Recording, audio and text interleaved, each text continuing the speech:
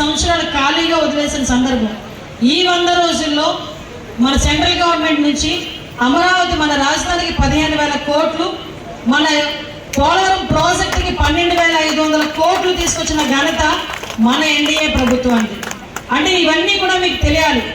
ఈరోజు చాలా మంది డ్వాక్రా మహిళలు ఉన్నారు. వీళ్ళందరికీ కూడా 5 లక్షల వరకే వీళ్ళకి వడ్డీ లేని రుణాలు ఉండేవి. మొన్ననే సీఎం గారు చెప్పారు వీళ్ళందరికీ కూడా 10 లక్షల వరకు కూడా వడ్డీ లేని రుణాలు ఏర్పాటు చేసే పరిస్థితి కూడా కల్పించమని. అది ఆల్రెడీ జరుగుతోంది. ఇవే కాదు, సీరియస్గా నేను ఒకసారి చూడాలంటే చాలా యాక్ట్లు ఉన్నాయి. అన్నా క్యాంటీన్ మీ అందరికీ కూడా ఈ 100 రోజులు పరిపాలన ముగింపులో భాగంగా మీ అందరికీ కూడా ఈ పండగ వాతావరణంలో భాగంగా ఈ పాయకరావుపేట మేజర్ పంచాయతీకి ఒక అన్నా క్యాంటీన్ కూడా ఇస్తామని గౌరవ చంద్రబాబు నాయుడు గారు మనందరికీ కూడా ప్రామిస్ చేయడం జరిగింది.